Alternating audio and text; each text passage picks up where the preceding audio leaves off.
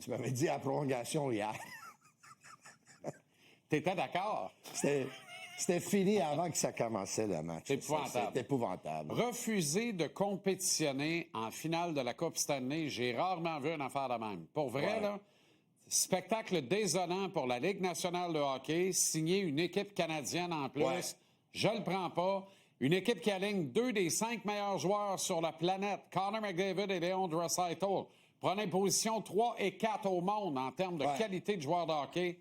C'est épouvantable, c'est inacceptable. J'ai toujours défendu Connor McDavid et je vais commencer avec ça. T'enlèves Connor McDavid des Oilers d'Edmonton, tu le remplaces par n'importe quel joueur au monde. N'importe quel. Les Oilers perdent quand même. Je commence avec ça. Ceci étant dit, c'est pas normal que 4 ou 5 joueurs des Oilers ont eu plus de points dans cette finale que Connor McDavid. Et Connor McDavid, en étant peut-être le meilleur joueur au monde, il devait de produire beaucoup plus qu'un passe puis un but.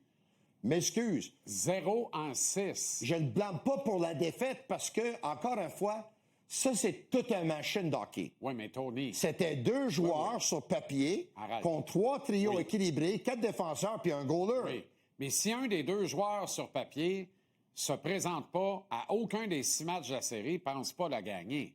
Non, mais c'est pour ça... à se demander comment ils ont fait pour en gagner 2. Mais c'est ça. Mais c'est pour ça que le score hier, c'était 5-1. Puis le match avant, ils avaient donné un autre 5 buts. Puis le match avant, ils avaient donné 4 buts. Puis le match avant, ils avaient accordé 6 buts, les Oilers. C'est pour ça, là. Mais là, c'était même pas proche pour une série de 6 matchs. Ouais. C'était même pas proche. Exact. Parce que les 2 défaites des Panthères, ils ont échappé une avance de 3-1 et de 3-0, que 99 fois sur 100, ils gagnent ces matchs-là. Oui, mais ils ont perdu. Mais ils ont perdu. Connor McDavid est le meilleur attaquant impliqué dans cette finale. Evan Bouchard est le meilleur défenseur impliqué dans cette finale, sur papier. Dans les faits, tous les 2 étaient lamentables. Dans les faits, McDavid n'a pas été top 5 parmi tous les attaquants de la finale, et Bouchard n'a pas été top 5 parmi tous les défenseurs de la finale. Et défensivement, Ekholm était horrible. Atroce. Il s'est fait danser je sais pas combien de fois. Atroce. Lui, il faut qu'on apprenne qu'il a le bassin disloqué, là, qui est revenu trop vite, lui, qui a essayé, mais qui n'était pas capable de suivre. Mais tu sais, la force de la profondeur d'une équipe, Matthew Tkachuk va être absent pour probablement jusqu'à Noël. Alors, déchirure du bassin, justement. L'adducteur, un muscle qui s'est décroché puis qui a redéchiré. Confrontation des 4 nations. Ça n'a pas paru. Les Panthers, ça n'a pas paru. La qualité de la profondeur de cette équipe. La grande famille des Panthers, signée Paul Maurice. Paul Maurice, la série se termine avec les Hurricanes. Il dit à Rod Brindamour, on va se donner la main, mais on laisse les joueurs se donner la main. C'est pas à nous autres d'aller donner la main aux joueurs. Laissons-les, puis serrons-nous la main, nous autres. Ah ouais? OK. Hier, les dernières secondes, Paul Maurice... Je suis pas sûr que Brindamour était d'accord, là. Non, mais bienvenue dans l'univers de Paul Maurice, dans le monde parallèle de Paul Maurice qui fait rien comme tout le monde. Hier, les dernières secondes, il disait à son 4e trio, c'est à vous autres. Ça, c'était formidable. Vous êtes sur la glace. Ça m'a fait tellement plaisir d'avoir le 4e trio et A.J. Greer sur la glace pour finir le match. Ça, le message était...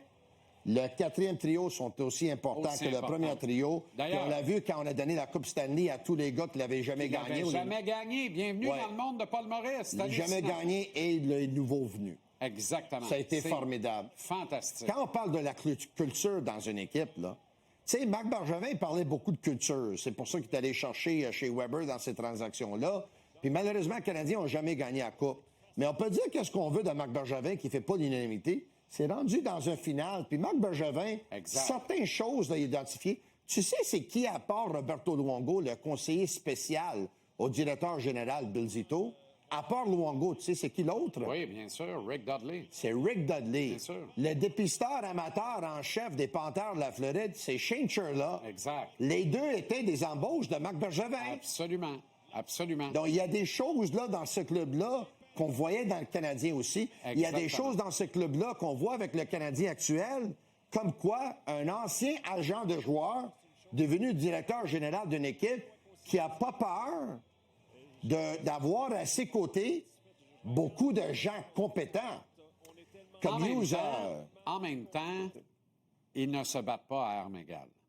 Il y a un plafond salarial, il y a un plafond salarial plus 20 pour les équipes de la Floride, les équipes du Texas, pour Vegas. Incidemment, 5 des 6 dernières Coupes Stanley gagnées dans des États moins taxés, largement moins taxés des États-Unis. Il y a des gens qui vont te dire que même si les joueurs n'habitent pas en Floride, il y en a certains qui vont faire leurs taxes là-bas parce qu'ils ont peut-être une maison, c'est un peu de comptabilité, je comprends. Mais l'avantage reste que... Parle de ça à John Tavares, le fun. Ouais. Parle de ça à John Mais Tavares. l'avantage reste que n'importe quel joueur veut jouer dans l'État de la Floride. Ben exactement. L'autre Pour plein avantage- de raisons, notamment les taxes et les impôts. L'autre avantage, c'est qu'on peut dire que dans les dernières 6 ans, 2 des 4 meilleurs DG de la Ligue étaient avec le Lightning de Tampa Bay et les Panthers de la Floride. Ben absolument, absolument, parce que cette malversation comptable, qui n'en est pas une illégale, qui est parfaitement légale et tolérée par la Ligue nationale, qui ne veut pas créer d'équilibre là, ben elle existe depuis plus longtemps que les 6 dernières finales de la Coupe, où l'Est a été représenté à chaque fois par un des 2 clubs de la péninsule floridienne. Mais tu sais, je vais donner un exemple. Sam Bennett marque un gros but, gagne la confrontation des 4 nations.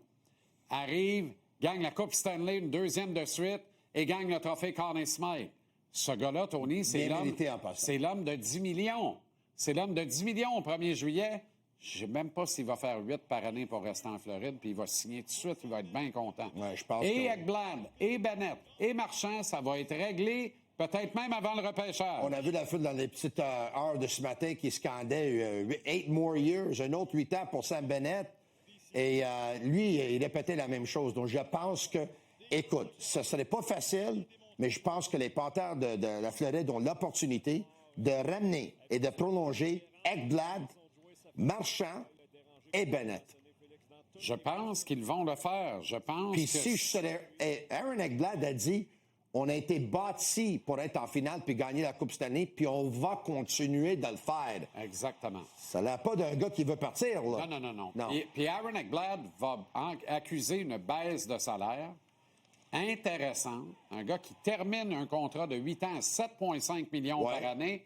Regarde-moi bien ce petit gars-là rester là à 6 millions. Pourquoi pas? Puis surveille bien Brad Marchand prendre 5 par année pour rester là alors qu'il en vaut 7,5 ailleurs. Peut-être, Aaron Ekblad, il va se dire aussi, si jamais il reste, puis il va rester à la baie, peut jouer sur une 2e paire de défenseurs, parce que la première paire va être Forsling avec Seth Jones.